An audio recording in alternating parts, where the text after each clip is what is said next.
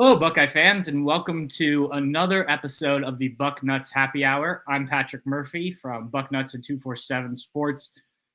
Today, we are going to talk about some Buckeye football. We'll do that later. Fall camp, obviously, well into the swing of things here. But we're also going to have some special guests on to talk about the Big Ten expansion and kind of give a different perspective on things. We talk a lot about the teams already in the conference and the new teams coming in. Why don't we hear from some of the teams that are coming in? Again, I'm Patrick Murphy from Bucknuts, and I've got here. I didn't have much in the fridge today for the happy hour, so I'm drinking a Labatt Blue. That was one of the few light beers. I figure we're recording this at 1 p.m. on Friday because we were bringing our West Coast friends in, so I figured I didn't need anything too crazy to start off my weekend here, but didn't want to disappoint either. But let's get into it. I want to bring in two of our guys from the 247 Sports Network.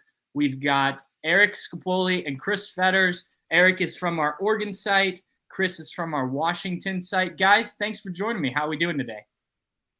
It's not drinking hour yet, so not quite as good as you, I guess, but not too bad. Good morning, Patrick. I got my purple drink, so I'm good. There you go. I'll have some beer for all three of us. How about that? All right. Lovely. Let's just get into it, because when our message boards, kind of the people I talk to, everyone's talking about what's it going to be like for all these teams that have been in the Big Ten for years to kind of adapt to this new Big Ten, this 18-team Big Ten with these West Coast teams. But I want to hear from you guys kind of your perspective on this expansion. I'll start with you, Eric. First, I want to hear kind of your initial reaction when the news came out that Oregon was joining the Big Ten, and maybe the reaction of the fan base as you kind of saw it from your perspective.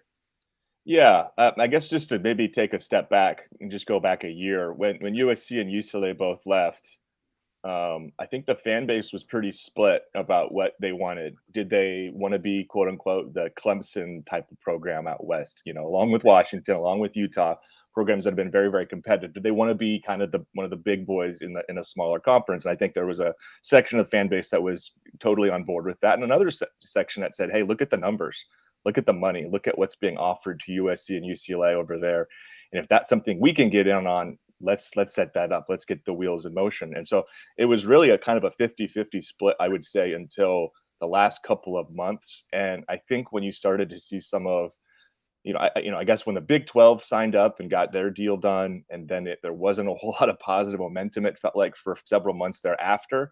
And then you started, even, I think it was Tuesday of last week, and the days are going to run together because it all happened so quickly. When you started to see the Apple deal, there was, I think, kind of a shift. I think some of the fans who for a long time had said, no, we want to stay out west, we want to keep these traditions, kind of were relegated to the fact that doing so would come at a pretty significant cost long term for what this football program wants to be. And so I think ultimately it felt like, from an Oregon fan base perspective, like everybody can have their own sentimental kind of disappointment and kind of all of this historical stuff. And I share tons of it, living out in the West Coast, growing up in Oregon, going to school in Washington. There's just a sense of a lot is being lost, but also that the fact is that there probably wasn't going to be much more to gain. And in a weird way, the more stable choice was actually to do the thing where you leave the conference you were already in. And I think that from a long-term perspective, I think a lot of people kind of were able to come to terms with that over the last week. Now, there's still certainly fans that are going through kind of the grips of loss, of losing this conference, which meant so much, and all of the memories and the rivalries and all of the stuff it provides. But I do think ultimately there's a lot of excitement at the current stance of, okay, we can go out and play some big boy football. East Coast bias won't be working against us anymore. This, that, and the other. And I think there's just a little bit more. I think pretty close to unanimously at this point, fans are really excited, and that was certainly not the case a couple of weeks or months ago. Chris, what about from the Washington perspective? Is it any different than kind of what Eric was saying from the Oregon side of things? I think in general it's very similar to what Eric was talking about. I just remember when the news came that USC and UCLA were gone, that there was also kind of a bigger super conference talk as soon as that happened, because then people kind of lumped it in and conflated the Oklahoma and Texas stuff. And I remember flat out, because I remember doing it on our boards on Dogman, where we were putting together 24 team super conferences in the Big Ten, for instance, and to talk. People need to remember that the Pac-12 CEO group they gave the commissioner George Kliavkoff, they gave him almost a year to negotiate a media deal. So this thing has been in the ether forever, and the longer it went on, he was either going to be pulling the biggest rabbit out of his hat that anybody had ever seen in the media landscape, or he was just swinging and missing, and that's obviously what came to pass.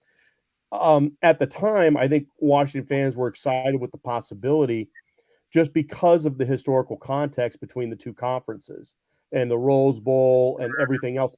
So that if a team like Washington was going to have to go to another conference, if they were pushed to move in this realignment shuffle, the Big Ten was pretty much the only conference that anyone would expect them to move to because of the history and tradition between the two conferences. So I think there's always been that kind of that bubbling underneath the surface. And then last week, as Eric was saying, when all hell broke loose and you kind of lost track of the days, it was just one of those things where as soon as the Apple details were established on the media thing, this thing was kind of fait accompli. I mean, I understand that there's the common narrative out there that Anna-Marie Kause, the Washington president, kind of did the death blow or hammer blow or however John Wilner described it. But really, when USC and UCLA left, that was the real hammer blow. And that was kind of the thing that really got this whole realignment talk started, at least out on the West Coast. And it just took Washington and Oregon to say, look, this stuff with Apple is not going to float. We need more. And even though Washington and Oregon are going to be going in on partial shares and all that kind of stuff, the fact is the numbers pencil out for the Huskies and the Ducks in the Big Ten in a way that they could never in the Pac-12 going forward. So that's kind of where everyone's at. And once people know the numbers and they kind of understand the analysis that went involved, I think most Husky fans they've got the two thoughts in mind. They're super, super disappointed that the Pac-12 is blowing up, but they also understand that it was out of necessity that Washington is joining the Big Ten. And that's just kind of the reality of the situation.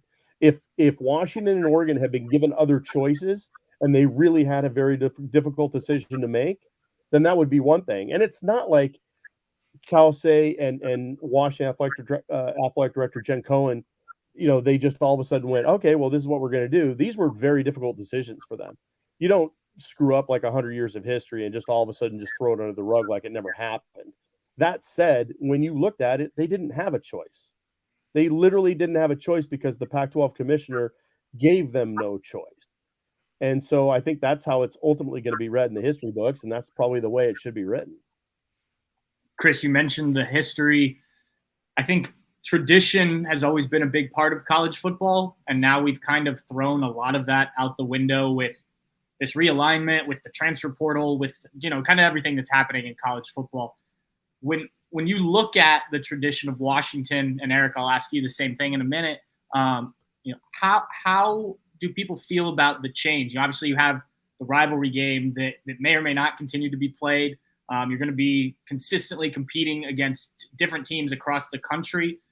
It's going to look a lot different. Is everyone prepared for that? Because I think that's kind of what everyone's trying to envision, right? Is how teams from across the country are going to be in one conference. How is that being viewed on the Washington side?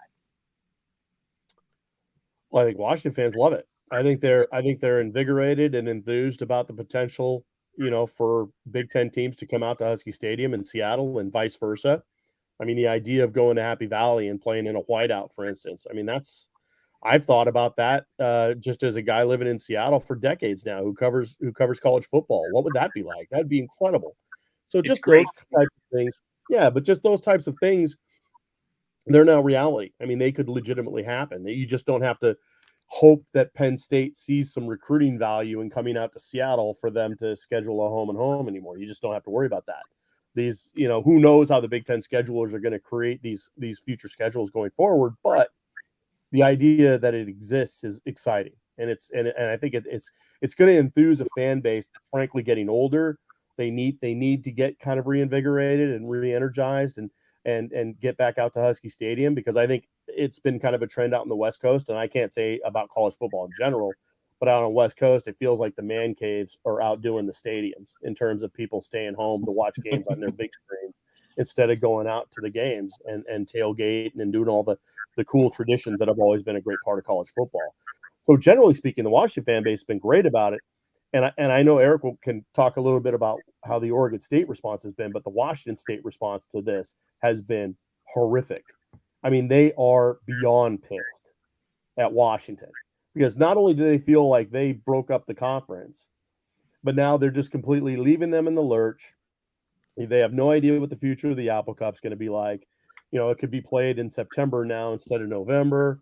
They're talking, there's it runs the gamut from just disappointment to we're going to sue you to all this, that, and the other thing. We're going to get the legislature involved, this, that. It's crazy. It's absolutely crazy. And of course, time will not just heal the wounds, but it'll kind of let the dust settle on all this kind of stuff. But the bottom line is that the Cougars are they're apoplectic. And you know what? If I was in their position, I probably would be pissed off as well. I mean, it's just when you get the rug thrown out from under you and you're one of the have-nots in a Power 5 conference, and every Power 5 conference has them. They all have them. And when you're on that dividing line and you're on the wrong side of the tracks, you can get run over. And that's exactly what happened to Washington State and Oregon State. And obviously the Washington State fans are lashing out. Yeah, Eric, similar question for you. And Chris made a good point about the trips now that fans will get to take. Well, I want to talk to you about that in a minute. But Ohio State fans, I know, are pretty excited. They missed that chance to go out to Eugene in 2020. Mm-hmm. What has been the thought of Oregon fans, similar to Chris's answer, just in terms of what kind of you're leaving behind, but also what is ahead for Oregon and the fan base? Yeah, I think a lot of what Chris said stands true with Oregon fans as well. I mean, just on my own personal level, I've been to every stadium in the Pac-12 multiple times. I'll be going to. I think this will be the 5th straight year I'll go to every Oregon road football game. So I'll have been to all the stadiums numerous times. I've only been to the 4 teams that Oregon is leaving, the West Coast footprint, to move to the Big Ten, and then Columbus in 21 when Oregon went out there. Those are the only Big Ten stadiums I've been to. And I think that's the case for probably, the majority of the fans. I don't think of a lot of the fans have been to these parts of the country. And like for me, again, I'll speak for myself. Like I started loving going to Salt Lake City just to go cover Oregon playing Utah. It started that way. I started going out there almost every year just because I loved the area. There are going to be parts of the Midwest where fans will, I think, start to have similar, kind of reactions to, and maybe, hey, I really liked it in this city. I'm not going to throw out the cities there to start any, to create any favoritism amongst them. But yeah, I think there will be an element of that. And I think a couple of things that also sort of stand out that are benefits for Oregon. And I would think Washington as well is, from a recruiting perspective, I don't think this hurts at all. I think this will give, I know Oregon tries to be and wants to be a national brand recruiting. They've done a really good job of establishing roots in, certain parts of the Southeast and Texas over the years, just because of coaches that have relationships or history in those areas. I think this is going to give them an opportunity to develop better recruiting in the Midwest, an area where they haven't exactly landed a ton of recruits, because now you can say, hey, come here, and you're going to go back to your part of the country, 3 to 4 or 5 times a year, probably. So I think there's that part. And then the other part, which is, I think, ultimately what undid the conference, is the exposure element, which is, like it or not, playing on the Pac-12 network meant that nobody was able to see your games in other parts of the country. I can't tell you how many. I got family out in Minnesota. Oregon could have been the 3rd best team in the country, and they would never have been able to watch their games. And they're, pseudo Duck fans, beside, along with being Gopher fans. So, there's that element of, at least we're now going to be on TV, and at least we're going to be seen by, other parts of the country that had been kind of ignoring us. I think there's an element of that. And even the way the Big Ten had, sort of presented and celebrated, Oregon and Washington joining a couple of days ago on their network, like that stood out to Oregon fans too, of like, this just feels a lot more professional. This feels like a step up in terms of how things are going to be represented. And I think that part, again, it's obviously, kind of down the line in terms of the value, but like those sort of things also, I think, stand out to Oregon fans in terms of like the Big Ten conference has been tweeting out Oregon's uniform combinations today or something like that. Like that's the sort of press that they weren't getting necessarily in the Pac-12 in the same light. So certainly reaching a different audience, which I know is exciting for Oregon fans. What about the Oregon State side of it? Where does that kind of stand? Very similar to what Chris just laid out. There have been, I think, 2 different state legislators that have already come out and said that there needs to be meetings about this, that Oregon shouldn't be, allowed to leave Oregon State in the lurch. And to Chris's point, there are similarities between Oregon and Oregon State and Washington State. It's just in terms of the schools. No one's going to confuse Eugene for Seattle, but it is a bigger city than Pullman or Corvallis, right? And Corvallis is not a very large community, much like Pullman. Those are, I believe, the 2 smallest communities that had football programs in the Pac-12. And, in terms of media market, not exactly attractive. And I think that obviously plays a role into where they're going to be left. But because of all those factors, Oregon State, probably similar to Washington State, has always kind of felt like the little brother fighting the big brother here. And it kind of, I think, has felt like big brother's taken off, leaving us behind. Who's looking out for us? And because of the hatred on the football field that's already established, this is a pretty, it's a big rivalry every year. There is already animosity built in. And then when you throw on top of a narrative, which I don't even know if it's really accurate, that Oregon and Washington really, maybe they were the final teams, but I don't even know if that's totally true, because Colorado left a few days before. Arizona and Arizona State, I think, were pretty clearly going to leave, even though their presidents and athletic directors in the last couple of days have said something to the contrary. I don't really think Oregon and Washington should be blamed, but I understand Oregon State and Washington State feeling like that's where the finger needs to be pointed, even though I don't think it's personally justified.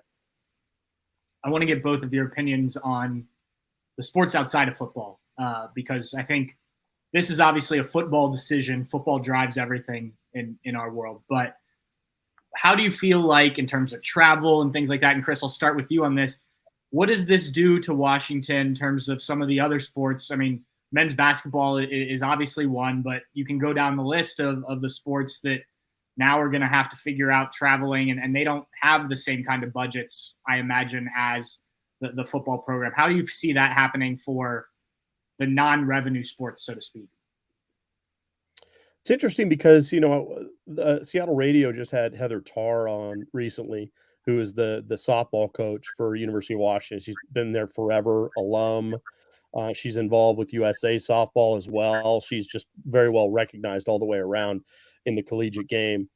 And, bottom line is, when you look at softball, it seems like they spend at least half of their preseason, if not more, on the road. They spent a ton. They spent 2 or 3 weeks down in Florida last year, and then sometimes they go to Arizona or they go to California.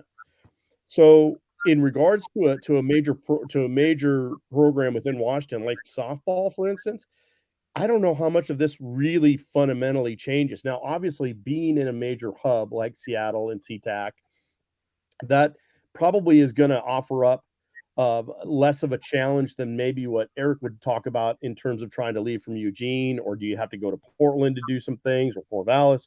Maybe logistically, it seems like it would be tougher just on spec from the outside looking in from Eugene compared to Seattle. I don't know how necessarily all this stuff is going to pan out.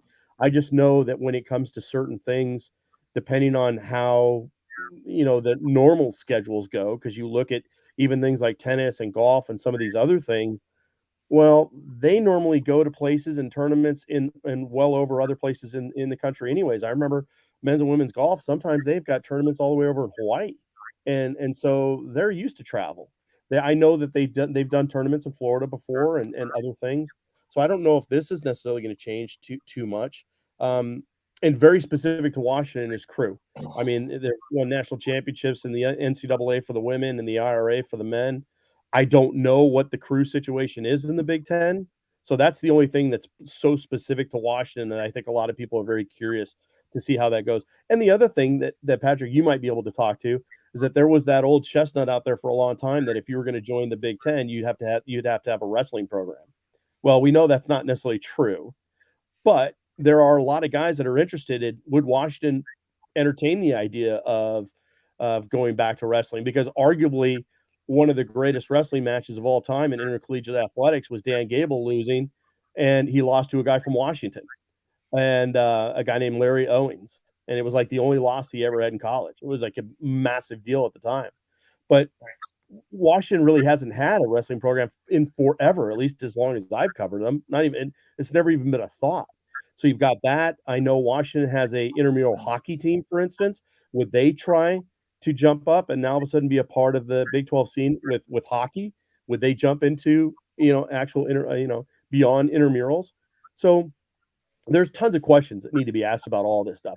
But in terms of your specific question about travel and all that kind of stuff, I think there a lot of the non-revenue or Olympic sports already do a lot of traveling from Seattle to other parts of the country anyways, because we're in the upper north and it's just you've got to travel to get to where you need to be anyways in a lot of instances. And again, having USC and UCLA and Oregon as part of the West Coast contingent of the Big Ten is going to help mitigate some of that. Obviously, I think having travel partners on the West Coast is always going to be very, very important. Kind of wonder if that means maybe Cal and Stanford could get added down the road. I know there's a lot of talk with them in the ACC and other conferences at this point, so I know that's a huge unknown. But if you add those, now all of a sudden you've got 6. That could end up being a really huge deal in terms of travel for the Olympic sports. And the other thing that I think is interesting too, you mentioned basketball, switching the tournaments from Indianapolis to Vegas, for instance, every other year or every second year or third year, whatever that might mean. There are some interesting possibilities as far as these things go. That now having some teams on the West Coast is going to afford the Big Ten. I'm really excited to see how they proceed. I would be very nervous and I can only speak for the Ohio State beat here, but I've seen the Ohio State beat in New Orleans and places like that. If they end up in Las Vegas, we could have some trouble. There could be some guys that don't make it home. I'll just put it that way. We've lived to tell the tale. It's not a problem. All right, good. That's reassuring at least. Eric, you mentioned you travel for every Oregon football game. Mm-hmm. Will this impact that at all? I know we've already started talking a little bit about, just internally at Bucknuts and even with some of the other companies cover Ohio State. Obviously this changes your budget in terms of what, flights and stuff across the country. I mean, the Big Ten's experienced that some with the additions of Maryland and Rutgers and Nebraska. I know the Pac-12 did as well. You mentioned going to Salt Lake City. But how does that come into play in your kind of thinking about things starting next season? It's a good question, and we haven't gotten far enough where we know exactly what it looks like. But I mean, where it is right now is we've got 3 full-time staff writers on our site, and 2 of us travel to every game that's a flight away, and the 3 of us will drive. Like we'll drive to Seattle this year. We'll drive to Stanford. Those are drives we can make. They're not Stanford's a pretty long drive. Seattle's not terrible, but we'll make those trips just from a driving perspective. And obviously we'll continue to be able to drive to Seattle in future years. But in terms of flying out, it might be a situation where it goes from we're only sending 2 people to 1 person to if we're going to go play a game, for example, at Rutgers, and maybe Rutgers is, let's say it's one of the last game of the year and Rutgers is one game all season and there's just not a lot of fan interest. Maybe that's one where everybody stays home. We haven't finalized any of this, but that certainly is some of the discussion. And that part is a little bit, it's going to take some time getting used to, because one of the things I think has really helped our coverage is, I don't know what it's like for you folks out there. I'm sure there's a larger traveling contingent, but out west for Oregon, like we make up when we go out there, like, and there's 3 of us, let's say last year up in Pullman, like there's 6 or 7 total reporters. We have like 50% of the people there. It could be a situation where Oregon goes out and plays Ohio State in a couple of years, and it's like 5 of us, and only 1 of us is from our site or something like that. I mean, it just could be a different dynamic in terms of how it's presented. I will say another thing that's kind of an unintended, consequence, but it's a good thing, is longer flights back mean more in our uninterrupted time to work the day after a game. I know you guys understand what that's like when you're coming back on that Sunday and you're going, I don't want to get home and then have to work for 2 hours. Hey, maybe now I can fly 2 people or even 3 people out to really any part of the Midwest or East Coast. So. Yeah, and I think, fans, how much do they travel, especially as it becomes more regular? Like I said earlier, I know fans were disappointed not to be able to go to Eugene in 2020. I know tons of Ohio State fans made it out to Washington when they played in, I think it was 2007. But if that's happening every few years, do you see as much of that back and forth? I think will be very interesting. Also probably depends on when the games are scheduled and whatnot. Okay, I want to get you guys both out on this question. Chris, I'll start with you. How was the Big Ten viewed by the people that you cover for prior to this announcement? And have you seen a shift in that viewpoint now that Washington is going to be in the Big Ten? No shift. Okay. A lot of respect before, tons of respect now, probably even more respect now because Washington's a part of it. So you're going to try to, in fact, if anything, I think Washington fans are feeling pretty good about themselves and are kind of feeling themselves just in general with how the football team's done. So I think on the one hand, you've got a ton of respect, and that's always been there. And I think the tradition, and again, when I talk about Washington having an older fan base, a lot of respect and tradition and connection with the Rose Bowl, for instance, it's always been a big part of what's going on. Even talked to Jamarcus Shepard, the old Purdue receivers coach, who's now the receivers coach at Washington, and he talked about they haven't done anything yet. They're trying to get those rings because he said you look at the '91 national championship team at Washington. Well, the team before was the team they won like 10 or 11 games, and they went to Iowa in the Rose Bowl and beat them. And these are always things that you think about when you talk about the best traditions of Washington football. And so going to the Big Ten, if they were going to have to move from the Pac-12, was going to be the natural connection. And so, again, a lot of respect there. But you're also seeing a little undercurrent of, they look at the recruiting rankings, they see the average per recruit. They're in sixth right now, I think Washington is. Oregon's going to be a lot higher. They just their recruiting is on a different level compared to Washington right now. That's something that Washington definitely has to improve when they're going up against these other players from the Big Ten. That said, I think they feel like maybe Ohio State and Michigan have been put on a pedestal for a while, and they feel like Washington and Oregon can go in there and maybe upset the apple cart a little bit. And then the factor of USC and UCLA being there as well, they definitely don't want to feel like they're second fiddle to those teams. That's never been a thing that Washington fans have wanted to discuss. I mean, they've always felt like they were on a par with USC, even though everyone knows that everything in the Pac-12 went through Los Angeles. I mean, that's the reason why Big Ten took those LA teams, is because of the market and just the prestige and the recruiting territory and everything that comes with it. So that's understood. But when it comes to the perception of whether or not Oregon or Washington have to play second fiddle to those teams, let alone Ohio State and Michigan, it's a non-starter. Most Washington fans away, and we're going to show people that there is actual football that's played on the West Coast. So if anything, I think it's more regionality with the West Coast to the Midwest than it is Pac-12 to Big Ten. Because I think anybody who's following college football this year on a national scale knows that the Pac-12 right now has arguably the best football from top to bottom. You've got 6 teams in the top 25. That's the ultimate irony of this whole thing, is that the Pac-12 is just starting to get it rolling, and now it's going to be dissolved. So, but ultimately, respect before, respect now, probably more respect now. But I think it's one of those things where you respect your opponents, but you don't fear any of them. And I'm sure that's going to be the kind of the undercurrent that Washington has when they come into the Big Ten next year. Eric, same question for you. Obviously, Oregon just played Ohio State a couple of years ago, so obviously there was some of that there. What was the perspective? What is the perspective?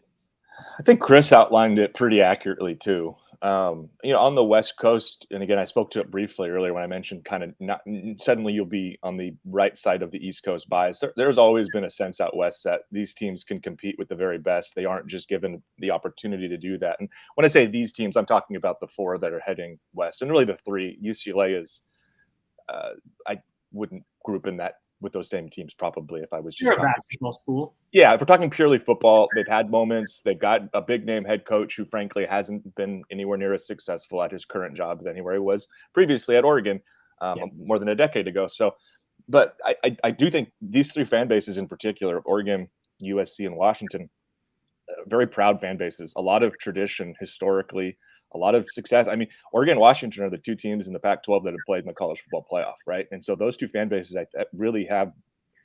I mean, USC obviously is the brand like Chris laid out, but like Oregon and Washington and Utah really have been kind of carrying the mantle for this Pac-12 that's now going away for the better part of 15 years or so, maybe more. I don't know. I'd have to go back and look and see kind of when things shifted. Maybe it is more.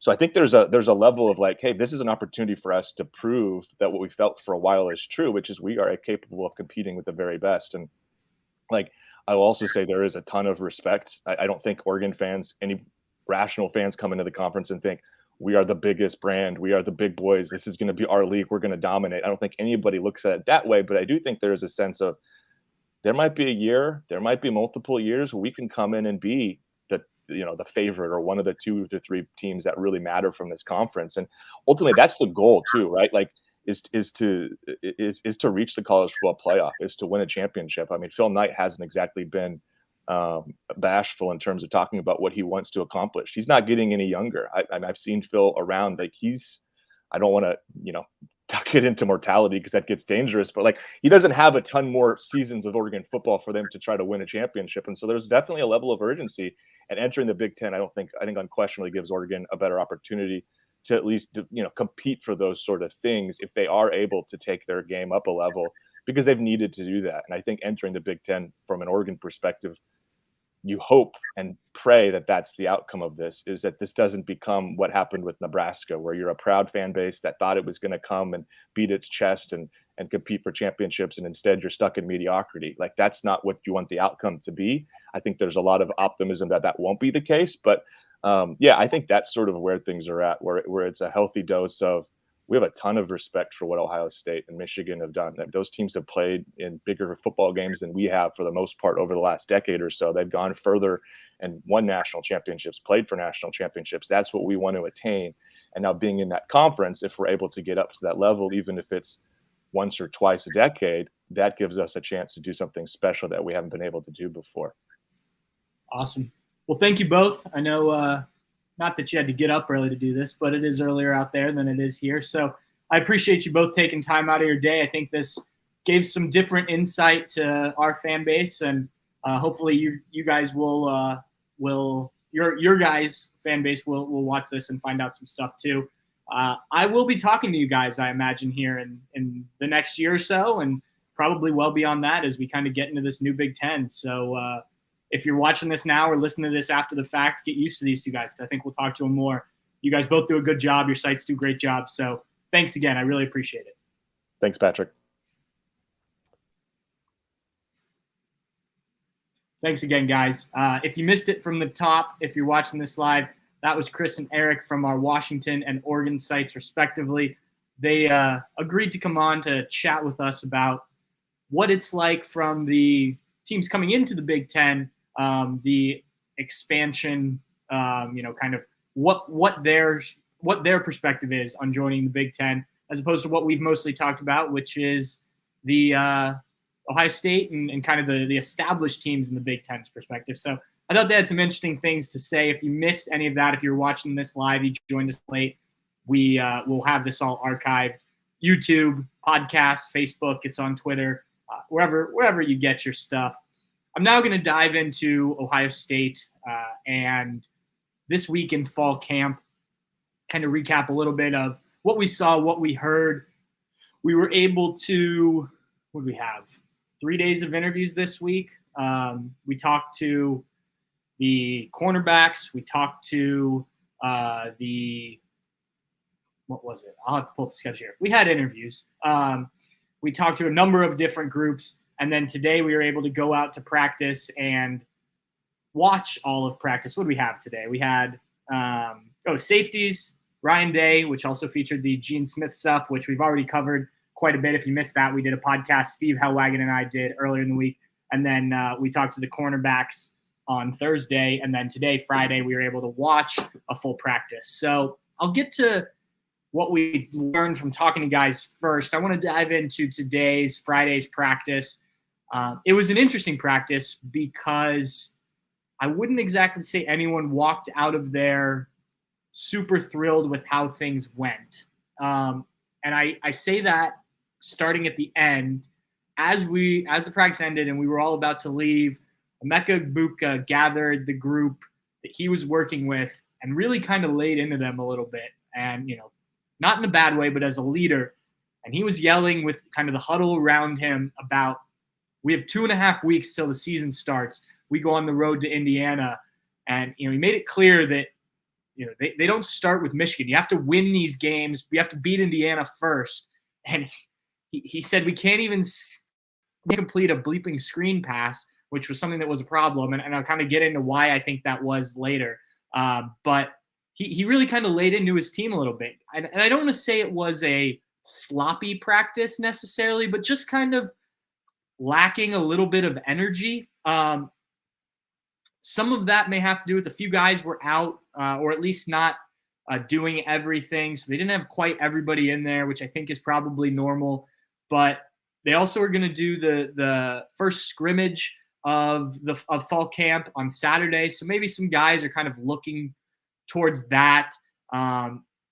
It was just, as I was standing there and kind of talking to people and watching the practice, like it wasn't quite at the same level as that first day of practice when we were out there, and they were in pads today. So it was a more normal practice. Look, bad practices happen. They happen in preseason. They'll happen during the season. You can move past them. I don't want anyone to think this is the end of the world. And there were certainly good things that happened at today's practice, but it was just kind of weird that was the vibe, that there wasn't just the energy that you expect when you go out to an Ohio State practice.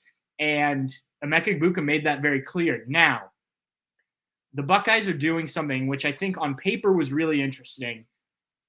When they go to teams periods, when they go to 11-on-11 or 7-on-7 a lot of times, they split into two different fields. And so, like, one field today was the backup offensive line, and then it started with Devin Brown and Emeka Egbuka, Julian Fleming, Carnell Tate, Chip Trainum. And then on the other field, you had Kyle McCord, and you had the starting offensive line, and Marvin Harrison and Xavier Johnson, and, defense same, kind of broken up, not first team and second team and second team.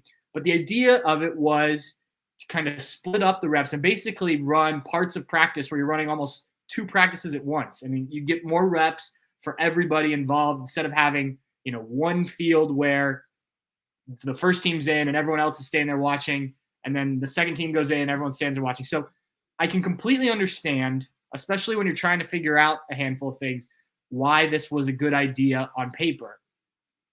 I think it has in practice led to some sloppy play. So on the field, they call it field 2, with the backup offensive line, you also had Kenyatta Jackson and Caden Curry, who were Kenyatta Jackson really stood out to me, just dominating things. So whatever quarterback was back there had almost no time to throw.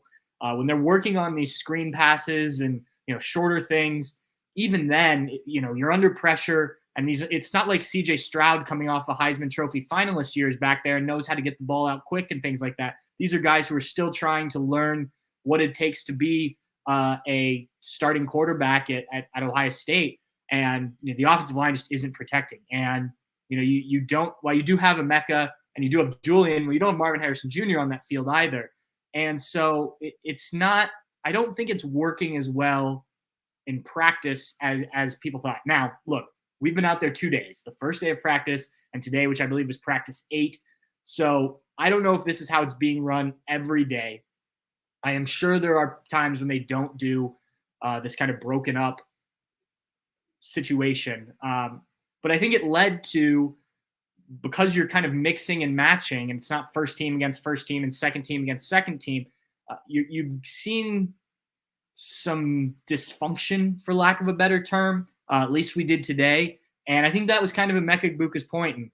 And, you still need to bring the juice. You still need to, have that energy and everything. But, it certainly was a struggle, especially offensively for that team and I was mostly watching the second field. I did watch some on the first field. Dave Biddle, and if you're a Bucknuts subscriber, he posted already his observations on our practice report, which is on the site. You can read that. It was just, I don't know. It was a weird day, and I don't think they got as much accomplished as they probably would have liked. And like Emeka Egbuka said, there's 2.5 weeks till the game. You could have these kind of practices in spring, and you're disappointed with them, but you have plenty of time to continue to work that out. If they're calling them OTAs when the coaches are able to work with the players in the summer. You're allowed. You're okay with some sloppy, so to speak, practices in the summer. Right now, that's a bit of a concern. Again, they happen. You move past them. It could be that they go out and have a great scrimmage on Saturday, and this doesn't matter at all, and you carry that on into next week. But I thought it was just interesting that I kind of got that vibe, and then Emeka Egbuka, knowing the meet, I mean, he was right in front of where we were standing, where this kind of huddle was, really laid into his guys. Now, I don't want to be all doom and gloom, so I want to highlight some really interesting things that happened today, and I'll start with the quarterbacks. I thought Kyle McCord, while not perfect, looked really good today. While Devin Brown probably had the best throw of the day, which was a deep shot to Jaden Ballard that was connected on. And it's funny because they're doing these two fields and they're running basically the same plays. I don't know if it's exactly the same, but a lot of the plays are the same. So they're running off the same script on either field. So like if the timing works out, you can look at one and see a play and then look over here and see how the other quarterback runs, which again, I think is part of why they're doing it. But when Kyle McCord had the same play, he sort of, I think it was Julian Fleming was the receiver, and he threw it underneath a little bit, but it was a nice pass breakup by Denzel Burke, who another guy I thought played well today. But I thought for the most part, Kyle McCord, while not doing anything crazy flashy, he did have a nice pass to Brandon Inniss that they blow the whistle once it's clear that he's caught it and gone, but it would have been a touchdown, which is a nice thing to see for the freshman. What stood out to me with Kyle McCord is his pocket presence. And like I said, on one field, you're getting pressured a lot. On the other field, you're still getting pressured some because, and I'll get to kind of the offensive line combination here in a minute, you're going against JT Tuimalau, who has looked really good in camp, and a defensive line that I think is going to be really good. But his ability, and the offensive line did a decent job protecting him, but his ability to just move around in the pocket. He's not a big scrummer, though he did have a nice run today. I think that is something that we haven't probably talked about enough, and I think that goes along with kind of his experience of being in the program and being behind a guy like CJ and having some, but he really moves well in the pocket and knows when to step up, knows when to step to the side, doesn't get the kind of ghosts, so to speak, or concerns about guys coming. He feels it well, and I think that's something that's probably going to help him. He did have some nice throws, as I mentioned. Devin Brown, I thought, also had some decent throws. He just didn't look as good to me. Again, we've only seen 2 days of practice. I do think when Ryan Day says, and he's said it a bunch of different ways, neck and neck, they're back and forth, whatever kind of expression you want to use or he wants to use, I do think that is true. I think that they are very close. But I think if you were just grading based off today, Kyle McCord was the better quarterback all around. Devin Brown was just not as consistent, I would say. The offensive line, which I think is the bigger concern, because I think either guy could win you games if I think they're both talented enough. It looks, I'm saying this with caution because after the first day of practice, and I wrote about this yesterday on Bucknuts if you want to read it, it looks like the first day of practice we had a good idea of what the offensive line was going to be. Josh Fryer at left tackle, Donovan Jackson, who we know is going to be the left guard, Carson Hinsman at center, Matthew Jones we know is going to be the right guard, and then at right tackle it was going to be a battle. It was Zen Mikowski who was taking most of the first team reps. Tegra Shabola was in there as well, and then Josh goes by Jimmy now. Jimmy Simmons was kind of with the second team. So it looked like, okay, 4 of those positions seem to be pretty much set. The right tackle seems to be the competition. Then Ryan Day says when we spoke to him on Wednesday that they're moving guys around on the offensive line outside of, well, they're moving guys around at tackle position, I guess I should say, and that the battle at center is really between Carson Hinsman and Victor Cutler, the transfer from Louisiana Monroe, which is surprising because when we saw them on the first day, it was Carson Hinsman and Jacob James, the senior who missed out on spring practice, taking the first team reps and working with the top 2 quarterbacks and whatnot. So things have clearly changed. And so we went out today. The offensive line, most of the time with the first team, was Jimmy Simmons at left tackle, Donovan Jackson at left guard, Carson Hinsman mostly with the first team center, though Victor Cutler was involved. Right guard was Matthew Jones, and then right tackle was Josh Fryer. So I don't know what to make of this. If they're continuing to just move guys around, and that was the look they wanted to give today. Ryan Day did say that this weekend with the scrimmage and this week in general was big for the offensive line. He thought he'd have more answers when he spoke next. Unfortunately, we didn't get to talk to him after practice, which I think would have been a good idea, just to kind of address some of those things. I think the next time we speak with Ryan Day is going to be next Wednesday. So we'll certainly hear his thoughts on the offensive line then. But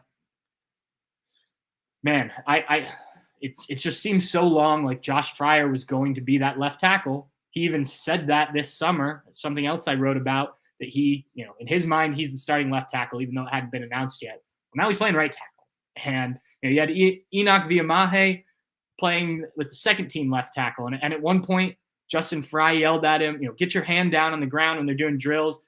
He's like, if it feels comfortable, you're probably doing it wrong, because he's been over at right tackle. So, I guess this is a fine time to mix and match, but you need to figure out this offensive line right now.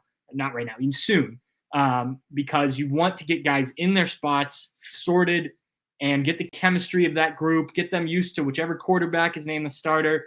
So I don't know how much longer they're mixing and matching. I don't know if what we saw today is going to be the offensive line kind of going forward. It seems odd to me that there's so much change there. I understand trying guys at some different spots a little bit, but that to me seems like what spring and summer was for, more than fall camp when you're getting closer and closer to games. So that's certainly something we'll be monitoring. Again, I think the offensive line is the biggest question going into the season. I think the quarterbacks will figure it out, and there's weapons around them. But if you can't protect, and I've said this over and over again this offseason, if you can't protect, it doesn't matter. Flipping to the defensive side of the ball, I mentioned Kenyatta Jackson really popped for me today. Now, he was going against that second offensive line group, which, man, you better hope as a Buckeye fan that there aren't injuries or that these guys get better quick, because it did not look good. But Kenyatta Jackson, pressure a lot of the time. Michael Hall Jr., the defensive tackle, who spent most of last season injured with a shoulder injury, did leave, was looking good beforehand. I mean, physically, he looks insane. I think if he's healthy, he's going to have a monster year. But he left practice. Well, he suffered an injury. It looked like left leg, which his ankle was pretty heavily taped already. So I couldn't tell if it was an ankle that they were looking at after he went down. Just kind of, it was a pass or a pass rush drill, and he just kind of went down, hobbled off. Trainers were looking at him, went over to the other field that they weren't working on, kind of did some jogs back and forth, pressing off, things like that. Did come back in, did work in the drills that were non-contact. When they went back to 11v11, he was not out there. Doesn't look too serious, but for a guy who spent most of last season injured, you don't want to see that. Hopefully he gets back soon. I liked Caden Curry today. Jack Sawyer didn't do much when they went. Didn't do much. He did some stuff. Didn't do the team stuff. JT Tuimoloau continues to be a monster. It was interesting with Amorie Bohr out, and we as we reported, Ryan Day said he's going to be out at least a couple months. They are now using freshman linebacker. Was a linebacker coming in, was the thinking. Arvell Reese now at I think he was at the jack position, but lining up on the edge of the defensive line, working in sort of what Mitchell Melton is doing, defensive, whatever you want to call it. He's rushing the passer as either a jack or a defensive end, but more often than not, his hand wasn't on the ground. He was standing up more. So that's interesting to see. I think that if Amorie Bohr is going to miss significant time, which it sounds like he might, then this is a guy who maybe long-term projects as a jack defensive end anyway, and now he's getting some experience there early on. It'll be interesting to see what can come from that. I think a lot of people thought that position down the road. So maybe this is just fast tracking the inevitable already. The linebackers, you know what you're getting out of the front two in terms of Steel Chambers, Tommy Eichenberg. They continue to do their thing. Cody Simon, I think it was a fumble recovery. I didn't see who stripped it, but picked it up and ran it back for a touchdown. CJ Hicks flying all over the field. I think he looks good. Because they're split in these two fields, he's generally playing the will linebacker position instead of the jack position, which I think is where he's probably most likely to see at least meaningful playing time this year, given what you've got at linebacker already. The secondary, I think, is in really good spot. Sonny Styles was in a green jersey, which I think meant non-contact, though he did, when they were in kind of team stuff, it wasn't like they were holding him back. He was involved. So unclear exactly what that was. I think it was Malik Hartford also. The safety was also in one of those green jerseys. And then, look, the corners, I think it's a really fun group. I would like to see them all on one field together and see kind of what the breakdown is. Denzel Burke's your number one corner. I mentioned he broke up a pass earlier. The second spot, it's definitely between Jordan Hancock and Davison Igbinosun. They're both kind of working on the other field, and I think each has made some good plays. I really like that trio. However it breaks down, I think will be interesting. And then going back to the safeties, Sonny Styles, everybody you talk to has great things to say about him. He looks good out there. If that trio of him, Jihad Carter as the adjuster, the deep safety, and then Lathan Ransom in his bandit spot seems to me to be, even though they won't say it yet, seems to me to be that starting group, or at least the group that's going to play a lot. And I think gives, as I said last week, gives you a lot of versatility in terms of what you can do there on the back end. Some other things, I think it was Calvin Simpson Hunt had a nice pick six. It wasn't a long pick six. It wasn't a great throw, to be fair, but for a freshman who has just recently got on campus, good to see him make a play like that. Evan Pryor, Mayan Williams, I should mention that. Mayan Williams did not practice today, so Evan Pryor a bit more involved. The running backs in general, they're using them, or at least today, they were using them in the pass game quite a bit. Travion Henderson had made a nice catch and then had a juke move that just his feet kind of went out from under him. But I think if he'd been able to stay on his feet, and I don't remember who the defender was nearest him, but I think it would have been a nice move, and I think he was taken off. But Evan Pryor looked good in kind of that area in terms of, that's where he's most natural, I think. He's catching the ball out of the backfield. And they continue to work on some of these end arounds and things like that. I wonder how much we'll see that. I do think, and I was talking to one of the other reporters there, I do think that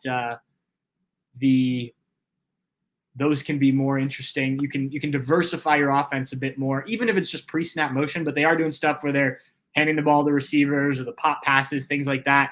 It looks like from the 2 days we've been out there that there's more of that in the offense, at least that they're working on now. We'll see how much they use it, but more so than last year when they did it some. I think Emeka Egbuka scored on a short one against Northwestern. They did it. There's also a play that I thought was interesting. It was, I forget who the running back was, but Devin Brown, quarterback, and then running back to his right. To his left was G. Scott Jr., and G went as a lead blocker, similar to what Mitch Rossi did last year. And Ohio State's the coaches have talked about, they don't necessarily have a Mitch Rossi, but, can they find somebody who can do some of those things? It was only one play. I didn't see it happen again. Maybe it did, but just an interesting idea there, especially given G. Scott was a wide receiver and a guy who had to work on his blocking. So maybe that speaks positively for him and what he did. He was out there quite a bit. I noticed him a lot. Joe Royer was another guy who didn't practice. So, G. Scott, I think, got a lot more reps there. But, yeah, it's interesting. And I quickly, before we get off of this, I want to talk about a few things that were said this week. I mentioned the cornerbacks. We talked to them on Thursday. Denzel Burke, who most of the times we've talked to him throughout his 2 completed seasons and now heading into his 3rd. He's been very confident, not only confident about himself, but really confident about this cornerback room in general. And he just kept calling them dogs, which he uses that term quite a bit, but I don't think he uses it lightly. I think he really thinks highly of what Jordan Hancock and Davison Igbinosun can do. He talked about Davison Igbinosun's ability because of his length. He's just bigger and how much of a difference that makes. Having a healthy Jordan Hancock and what a difference that makes in terms of that. It does, if I'm reading between the lines, it does sound like, despite the fact that Ohio State has this loaded wide receiver room, that the cornerbacks out there are winning quite a bit. Now, we're also playing with a new offensive line, a changing offensive line. So quarterbacks who are also new are under pressure quite a bit. But from what we heard, and Tim Walton, the cornerbacks coach, said he's growing in confidence with this group. I really like what they've got there. Perry Eliano, the safeties coach, wouldn't commit to that trio that I mentioned, Jahad Carter, Lathan Ransom, Sonny Styles, as the group. To me, it seems pretty obvious, but they wouldn't commit to it verbally, publicly. And then from Ryan Day's stuff, there were some interesting comments when I asked him about that safety group. He went on a kind of longer answer, but he mentioned both Cody Simon and Jordan Hancock. Now, maybe he's just talking and those 2 defenders come into his mind of guys that are making plays. Or maybe Jordan Hancock, this did not happen today, but is getting some reps at that nickel spot, which we've heard about some of the younger corners playing there. We've seen some of the younger corners playing there. Maybe Cody Simon, who's a guy, was part of a 3 linebacker system when Ohio State 2 years ago played that. Maybe he's getting a look as a 3rd linebacker / bigger nickel type player out there. But that's just something I caught, that he mentioned those 2 in an answer about safeties. I'm just trying to read. Maybe I'm reading too much into it, but something that I noticed. Again, he keeps saying the quarterback competition is close. He did mention that he thinks this scrimmage will be big for both quarterbacks, and that he hopes to have some more answers, maybe not starters, but some more answers come next week after they've gone through that scrimmage. Let me see. Let me pull up my notes here, see if there was anything else from Ryan Day's time. I think that was most of the highlights, but he always, I think the big thing was the offensive line, Amari Abor being out. He did talk about the addition of Oregon Washington, but kind of said, he's so in the weeds of fall camp, he's not even thinking about down the road. So he did like what Jordan Hancock is bringing. He sees improvement there, sees the professional approach to Denzel Burke. And I think that was more or less it. So look, a lot of good stuff. I think we're starting to see some things with Ohio State. We're starting to get some answers, but with those answers, there tends to be questions elsewhere. Welcome to fall camp. This is what the preseason is all about. If you came in with everything answered and no questions about this position or that position, or if nobody was winning and everything was stagnant from offensive defensive standpoint, there'd be nothing to talk about, right? And that's what we do, and that's what we enjoy. So I want to thank you guys for tuning in. If you tuned in live, real quick, I did see some people commenting on the live comments here about the turf at Ohio State. They are actually using the grass fields, so injuries aren't necessarily because of the turf at those fields.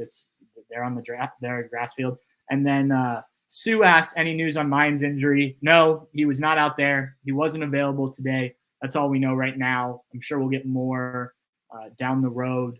You hope it's nothing serious. But the good news is, if he does miss some time, Ohio State has plenty of running backs.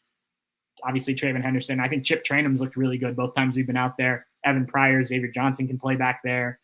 You guys know the names. So, no, I don't have anything about that, but we'll find out more later. So, going to wrap it up. Thanks again, guys. Thanks to both Eric and Chris from our Oregon and Washington sites for coming on and talking about the new additions to the Big Ten. As I said when they signed off, I think you guys are going to see and hear more from them in the future as those two teams come into the conference and the Buckeyes are involved with them. And if you paid attention to this podcast last year, I like to talk to team writers before the Buckeyes play a team each week. So those are guys that'll probably be on the podcast.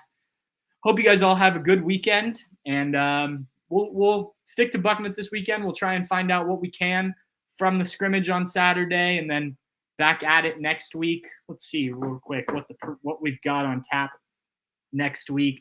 We've got tight ends Monday, I assume, actually, because we were supposed to talk to cornerbacks then, but we actually talked to them this past week instead of tight ends. And then O-line Tuesday, Ryan Day Wednesday, and D-line Thursday. So another busy week, and we'll have plenty of content on Bucknuts. Stay tuned to that, guys. Appreciate it, and cheers.